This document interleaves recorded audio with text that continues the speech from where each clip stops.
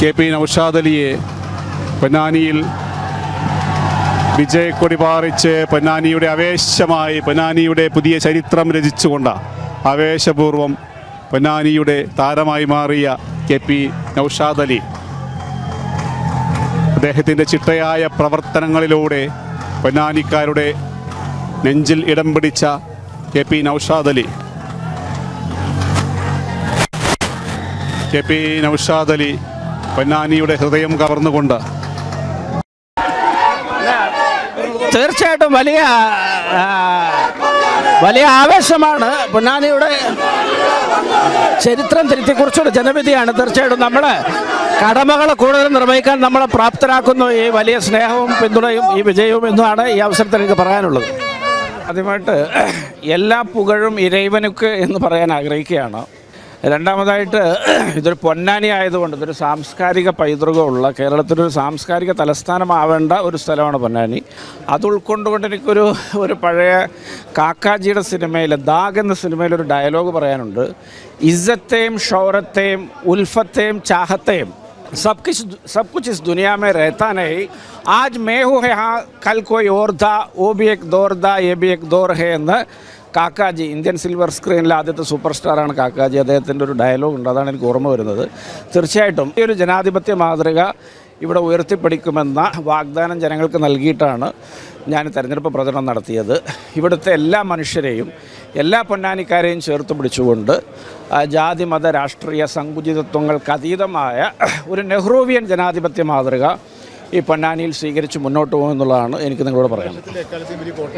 ഈ പൊന്നാനി മുനിസിപ്പാലിറ്റി തന്നെ താങ്കൾക്ക് വലിയ ലീഡ് ലഭിച്ചു, ഇതെങ്ങനെയാണ് സാധ്യമായത്? ഇത് ഞാനൊരു 2.5 വർഷമായിട്ട് ഇവിടെ ഓരോ സോഷ്യൽ ഗ്രൂപ്പ്സിനെയൊക്കെ നമ്മൾ വളരെ കൃത്യമായിട്ട് അഭിസംബോധന ചെയ്യുന്നുണ്ട്. ഞാൻ 2 വർഷം ആയിട്ട് തുടർച്ചയായിട്ട് ഞാനിവിടെ അയ്യപ്പ ഭക്തന്മാർക്കുള്ള ഇടത്താവളം നടത്തുന്നുണ്ട്. അത് കണ്ടകുറുമ്പക്കാവ് ക്ഷേത്രത്തിലാണ് ഇത്തവണ നടത്തിയത്. പാണക്കാട് തങ്ങളും കുഞ്ഞാലിക്കുട്ടി സാഹിബൊക്കെ അടക്കമുള്ള വിവിധ വേദപണ്ഡിതരടക്കമുള്ള വലിയൊരു ജനസഞ്ചയം ആ പരിപാടികളിലൊക്കെ പങ്കെടുത്തിരുന്നു. അതുപോലെ തന്നെ ഞാൻ തീരദേശത്ത് പലതരത്തിലുള്ള പരിപാടികൾ നടത്തുകയും അവരുടെ ഒരു ആ ജോലി, അവരുടെ വിദ്യാഭ്യാസ സ്ഥാപനങ്ങളിലേക്കുള്ള പ്രവേശനം, ഇതൊക്കെയായി ബന്ധപ്പെട്ട ഗൗരവകരമായ ചില നയപരമായ വിഷയങ്ങളടക്കം ഞാൻ തീരദേശത്ത് ഉയർത്തിയിരുന്നു.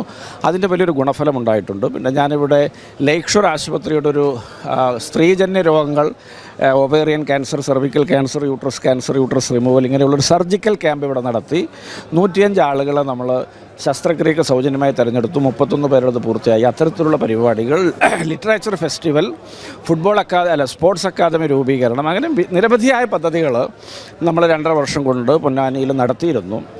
അപ്പോൾ അതിൻ്റെ ഒരു ഗുണഫലമായിട്ട് തീരദേശ വോട്ടുകൾ കിട്ടുന്നു, ഈ അങ്ങാടി വോട്ടുകൾ കിട്ടുന്നു, എഴുപത്തുരുത്തിയിലെ വോട്ടുകൾ കിട്ടുന്നു, മറ്റ് പഞ്ചായത്തുകളിലൊക്കെയുള്ള സാംസ്കാരിക സാമൂഹ്യ രംഗത്തേക്കുള്ള നിഷ്പക്ഷ പൊതുബോധത്തിൻ്റെ വോട്ട് കിട്ടുന്നു. അത്തരത്തിലുള്ളൊരു രാഷ്ട്രീയം ഇവിടെ നടന്നിട്ടുണ്ട്. അതിൻ്റെ ഒരു വിജയമാണ്. വോട്ടുകൾ കിട്ടിയിട്ടുണ്ടോ? അല്ല, സ്വാഭാവികമായിട്ടും CPM ഇവിടുത്തെ വലിയൊരു പാർട്ടിയാണല്ലോ പൊന്നാനിയിൽ. ഈ ഇങ്ങനെ ഒരുപാട് ജനം വോട്ട് ചെയ്യുമ്പോൾ അതിനകത്ത് CPM വോട്ട് ഉണ്ടാവുക സ്വാഭാവികമാണ്.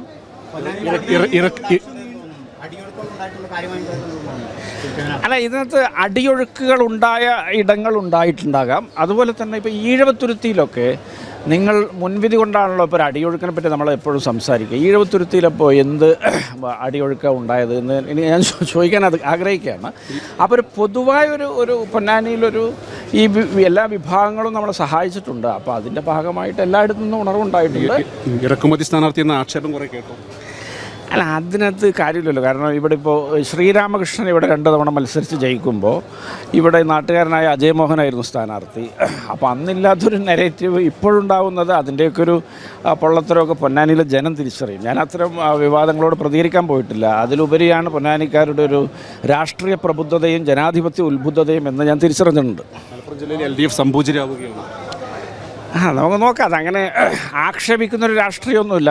അവർ നല്ലൊരു പ്രതിപക്ഷമായിട്ട് അവർ മുന്നോട്ട് വരട്ടെ. അങ്ങനെ നല്ലൊരു സാമൂഹിക ചുറ്റുപാട് കേരളത്തിലുണ്ടാവട്ടെ എന്ന് പറയാൻ ഞാൻ ആഗ്രഹിക്കുന്നു. പ്രസിഡന്റ് വിജയിച്ചു വരികയാണ്.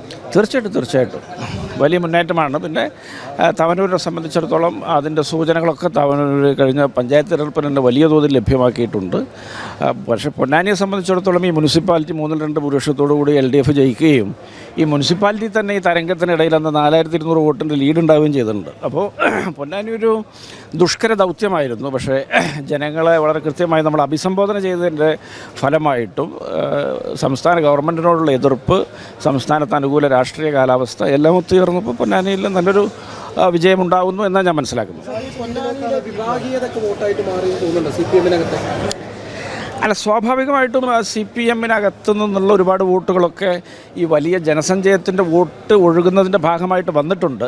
അത് തീർച്ചയായിട്ടും അത്തരത്തിലുള്ള പല സൂചനകളൊക്കെ നമ്മുടെ മുമ്പിൽ ലഭ്യമാണ്. ഇതിൽ ആ വിഷയത്തിൽ എന്നെക്കാളും നിങ്ങൾക്കാണ് അറിയുക എന്നാണ് ഞാൻ പറയുന്നത്. ഇപ്പോൾ മുഖ്യമന്ത്രിയെ തിരഞ്ഞെടുക്കാനുള്ള ഒരാളും കൂടിയാണ് അതിലെന്തായിരുന്നു? അത് നമ്മൾ അത്തരം കാര്യങ്ങളിലേക്ക് പോയിട്ട് ഇന്നത്തെ ഇതിൻ്റെ ഒരു ഭംഗി കളയണ്ട. ഇതിൻ്റെ പേരിൽ ഞാൻ വിജയിച്ചതിൻ്റെ കാര്യമായിട്ട് ബന്ധപ്പെട്ട് നമുക്ക് സംസാരിക്കാം. നാളെ മുതൽ ഞാൻ തിരുവനന്തപുരത്തുണ്ട്. നമുക്ക് അവിടെ നിന്നും കാണാം രാഷ്ട്രീയം. അല്ല, അങ്ങനെയുള്ള വ്യാമോഹങ്ങളൊന്നും നമ്മൾ വെച്ച് പുലർത്തിയിട്ട് കാര്യമില്ല. നമ്മൾ യുക്തിസഹമായി ചിന്തിച്ച് മുന്നോട്ട് പോവുക എന്നുള്ളതാണ്. എന്താണ് ഇനി പൊന്നാനിക്കാർക്ക് നൽകാനുള്ളത്? ആ വികസനവുമായി മുന്നോട്ട് പോവുക എന്നുള്ളത് ദൗത്യം തന്നെയാണ്. അല്ല, തീർച്ചയായിട്ടും പൊന്നാനിക്ക് എന്താണ് പൊന്നാനിയുടെ അപര്യാപ്തതകൾ എന്നുള്ളതിനെക്കുറിച്ച് എനിക്കൊരു ധാരണയുണ്ട്.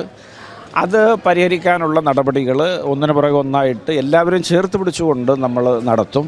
അതിനകത്ത് നമുക്ക് ഈ ജനതാല്പര്യം മാത്രമേ ഉള്ളൂ, മറ്റൊരു താല്പര്യമില്ല. അതുകൊണ്ട് അത് പൊന്നാനിക്കാർക്ക് പഥ്യമാവുമെന്നാണ് എൻ്റെ പ്രത്യാശ. പ്രതിപക്ഷ നേതാവ് തുടക്കം മുതലേ പറഞ്ഞിരുന്നു 100 സീറ്റ് എന്നുള്ളത്. പലരും പരിഹസിച്ചിരുന്നു, കോൺഗ്രസിൻ്റെ പലരും വിശ്വസിച്ചിരുന്നില്ല. പക്ഷേ 100 എത്താൻ പോവാണ്, കടന്നു കഴിഞ്ഞു.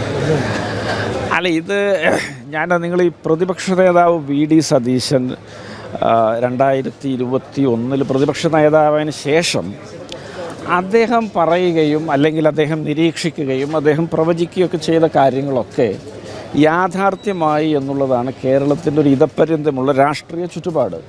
അത് വ്യത്യസ്തങ്ങളായ ഉപതെരഞ്ഞെടുപ്പുകളായാലും ലോക്സഭാ തെരഞ്ഞെടുപ്പായാലും പല പൊളിറ്റിക്കൽ നരേറ്റീവുകളായാലും ഒക്കെ അദ്ദേഹം നിലമ്പൂർ ഉപതെരഞ്ഞെടുപ്പൊക്കെ പ്രത്യേകിച്ചും അതൊക്കെ അദ്ദേഹത്തിൻ്റെ ഒരു രാഷ്ട്രീയ നയതന്ത്രജ്ഞതയുടെ വലിയൊരു നിദാനമാണ്. അപ്പോൾ തീർച്ചയായിട്ടും